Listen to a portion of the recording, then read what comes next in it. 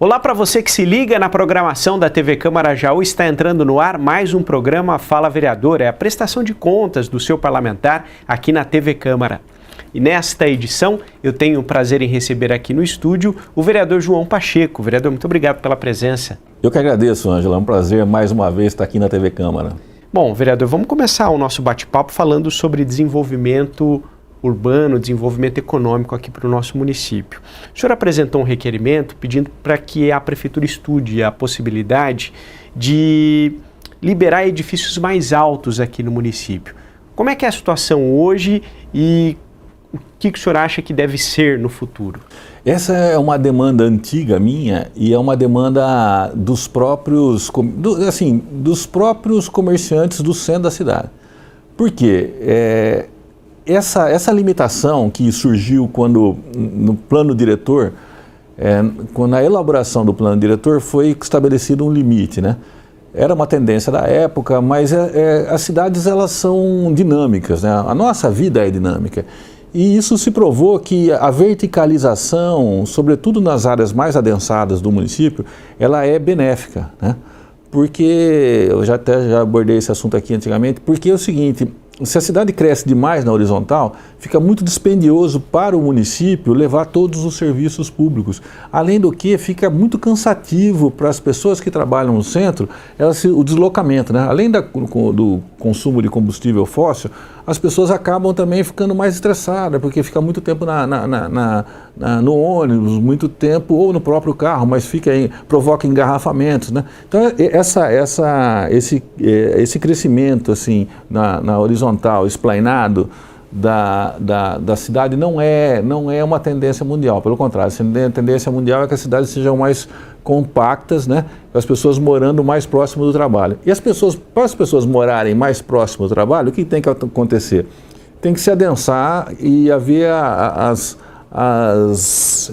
haver condições de verticalização e de moradias, tem um termo que agora está me faltando, mas enfim, basicamente é a verticalização da cidade. Só que a verticalização, como aconteceu aqui, prédios de 4 andares, 6 andares, 8 andares, para você conseguir mais andares, você tem que criar o solo, é um termo, solo criado, mas tudo isso gera burocracia.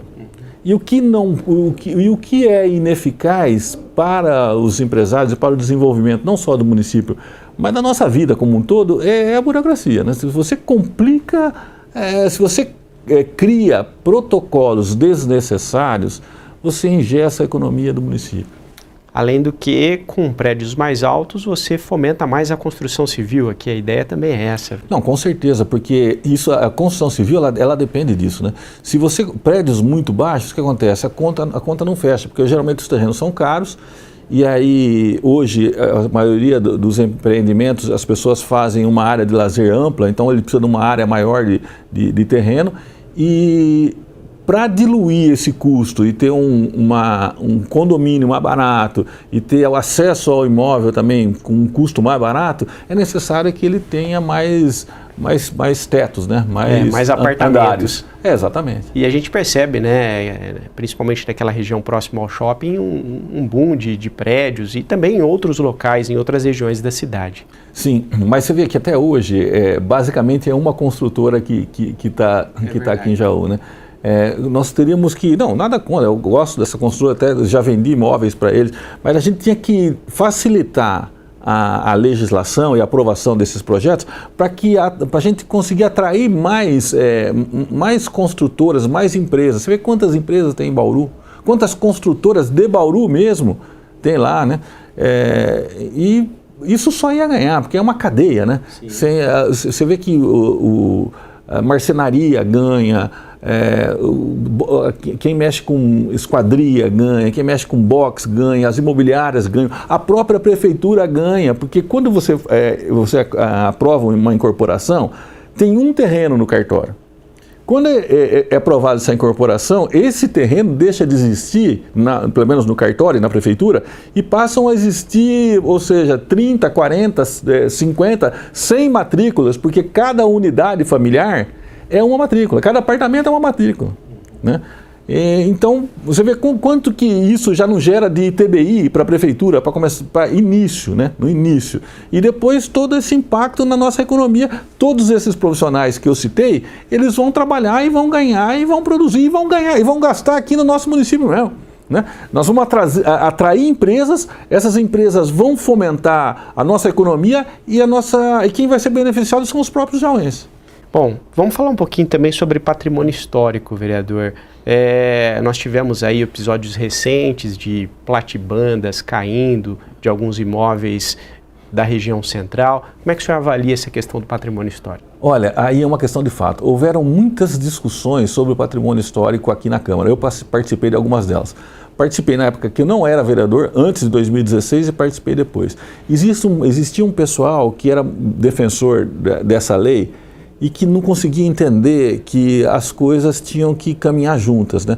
Então, talvez houvesse excesso de ambos os lados. Mas o que aconteceu? O fato é que eu, na época, defendia que aquilo iria também afugentar investimentos. E, infelizmente, foi o que aconteceu, porque você vê que a lei tem mais ou menos 30 anos, se eu não me engano é 98, 97, 98, tem entre 27 e quase 3 décadas. Os imóveis estão caindo, né? Por que aconteceu esses 2 ou 3 episódios que você mencionou aí? Aconteceu por quê? Por falta de investimento. Quando um imóvel ele se torna economicamente inviável, ele vai deixar de ter investimento, quer seja do proprietário ou de alguém que venha para alocar. Se um imóvel é economicamente viável, mesmo que o proprietário não tenha condições, sempre aparece alguém querendo alugar o imóvel e faz as adaptações, entendeu? Ele faz e desconta do proprietário. E de uma maneira ou de outra, o imóvel passa a ser viável para servir ao comércio, né? Na verdade, se você for ver, esses imóveis, eles perderam a função social. Pega aquele imóvel lá esse que está aqui nessa foto, que é o da Rua Humaitá, entre a Quintino e a Tenente Lopes, que era um antigo armazém de café que pertence ao asilo. Há quanto tempo aquele imóvel está parado? Há quanto tempo aquele imóvel está gerando ineficiência econômica, né? E pode estar, pior, gerando doença, porque fica rato, pomba, né, acúmulo de sujeira, numa região central da cidade. E há muitos e muitos e muitos anos, ali acho que a última loja que teve ali foi a Jaútil.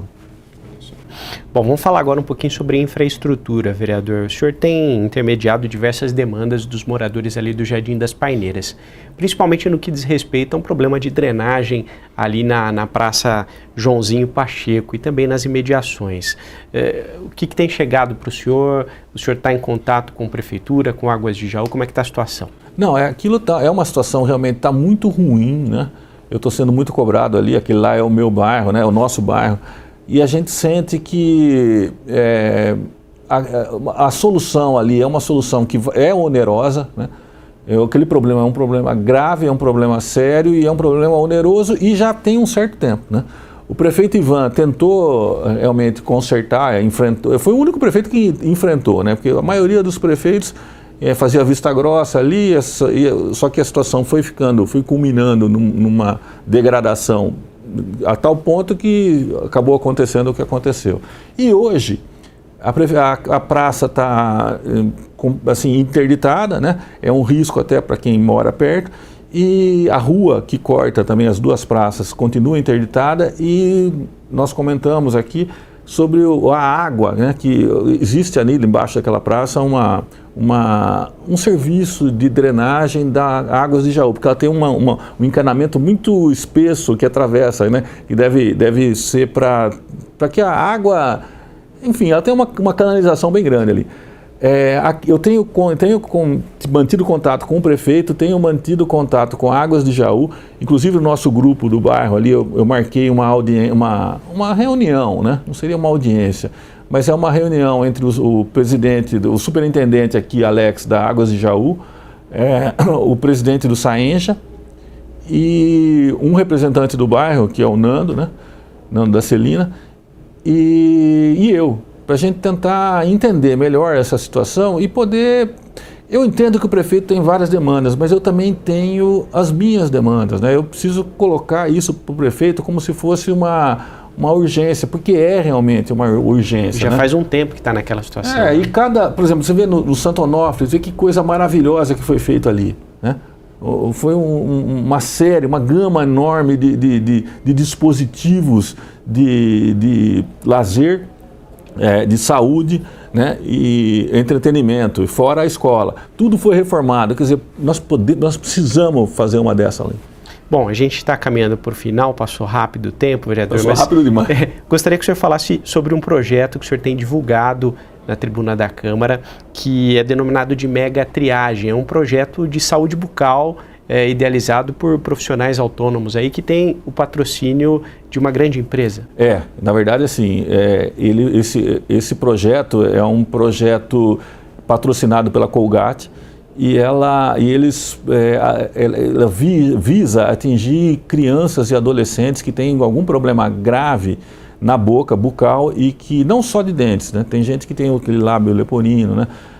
E tem outros tipos de problemas que todos são atendidos. E como o sorriso, além de ser uma questão de saúde pública, porque a deglutição, mastigação, além disso, ele é uma questão também que gera muito complexo, porque nossos dentes são o cartão de visita do rosto da pessoa, né?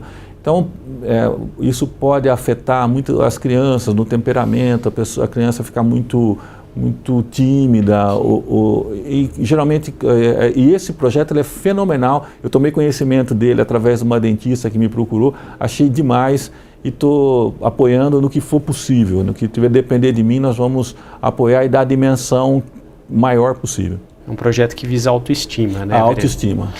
Bom, a gente ainda tem mais um minutinho, vereador.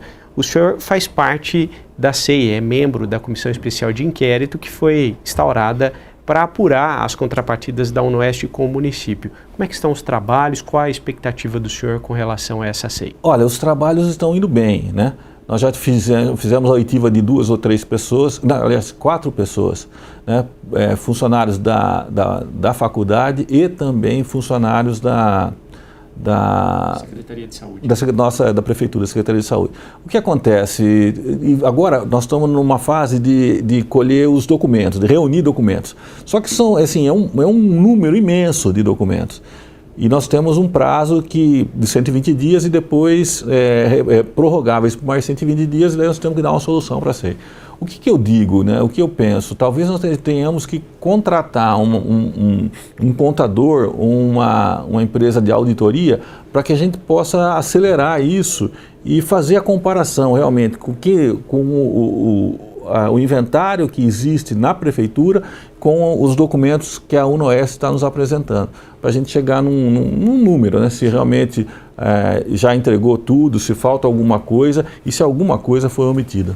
Bom, vereador, tempo esgotado, mais uma vez, muito obrigado pela sua presença aqui. Os próximos assuntos ficam numa próxima oportunidade. Não, eu que agradeço, eu agradeço a você, eu agradeço a equipe técnica através do Carlinhos e estou sempre à disposição.